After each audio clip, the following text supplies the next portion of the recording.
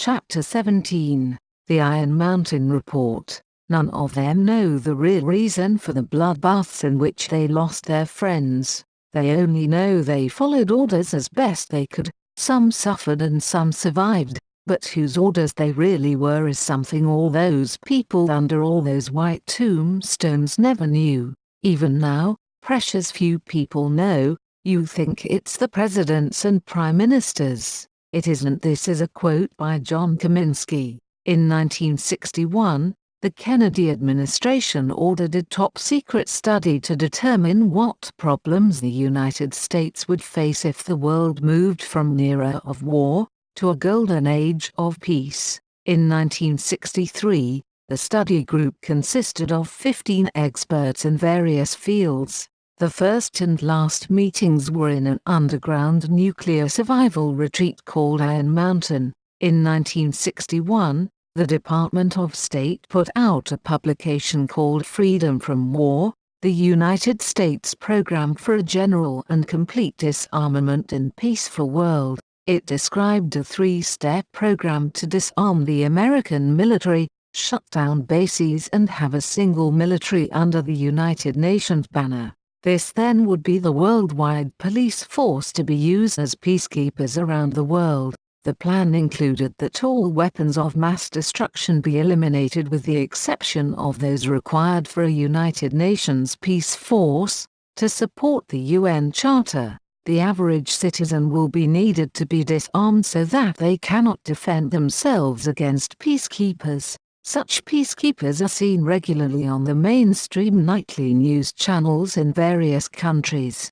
In 1963, Kennedy made the following statement in November at Columbus University and said that the high office of the President of the United States of America has been used to foment a plot to destroy America's freedom, and before I leave office I must inform the citizens of their plight. He was shot only 10 days later. The completed study in 1966 reached some interesting conclusions, and President Johnson decreed that the report findings never be released. The purpose of this report was to see what it would take to bring the U.S. into a new world order. The study reported that the American people were not intelligent enough to understand what would be decided for them and what was needed to happen in order for such decisions to come to fruition.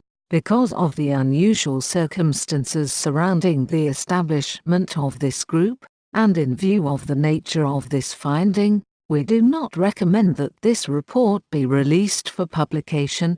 Such actions would not be in the public interest. A lay reader, unexposed to the exigencies of higher political or military responsibility, will misconstrue the purpose of this project, and the intent.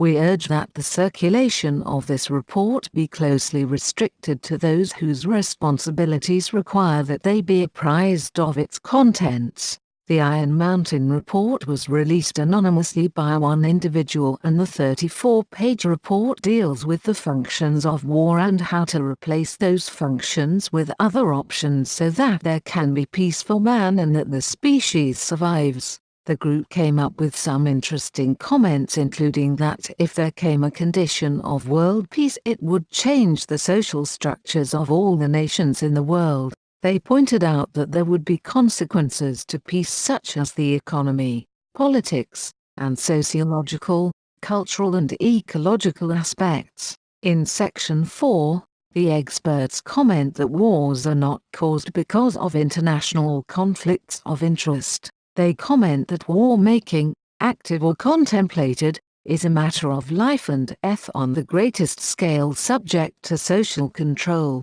They comment that the threats against the national interest are created or accelerated to meet the changing needs of the war system. The report mentioned functions of war as a comparison to its substitutes. One economic function of war is that it uses organized violence to defend or advance national interests. Another function of war is that it produces waste, and this waste is a means to control surpluses. It also produces jobs and industrial advancement. It stimulates the economy. Substitutes for war have to be wasteful and operate outside of a supply and demand system, and they list social welfare programs such as health and housing. Another substitute would be a giant space research program. One political function of war was that war is virtually synonymous with nationhood, therefore war has been essential for nations to exist independently. With peace, nations lose their sovereignty. As a substitute, nations could still exist in an administrative sense, but there would have to be a world court or United Nations. One agenda considered was generating a type of space enemy or external menace. See my previous book Conspiracies and Solar Secrets for more detail on that potential issue. This echoes what Braun said. The experts commented that a substitute for war would require alternate enemies such as a gross pollution of the environment, replacing the threat of mass destruction from nuclear weapons as a threat to the survival of the species.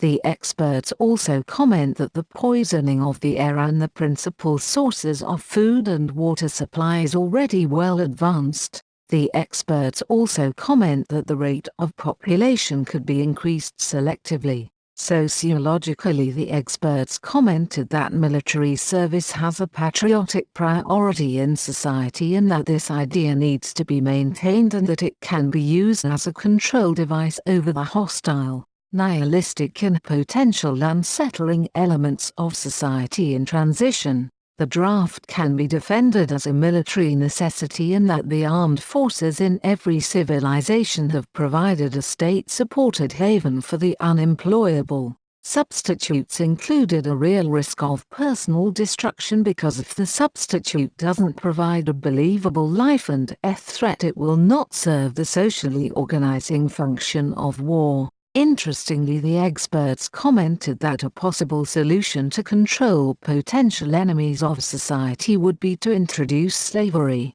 They acknowledged that the Western moral and economic values do not align with slavery, but it's possible to develop a sophisticated form of slavery that may be an absolute prerequisite for social control in a world of peace. I believe that this has already happened in the form of debt slavery. And this is echoed in the Babylonian magic money system, where every person has a financial debt of some kind and therefore we are forced to work in order to service such a debt. Anyone that is on welfare benefits is a slave to their governments. In Section 7, the experts comment that war has provided a dependable system to maintain economies, and any substitute would have to be able to take the place of what war does to maintain economies. War has been the foundation for a stable government and political authority is accepted, and war ensures the subordination of a citizen to the state.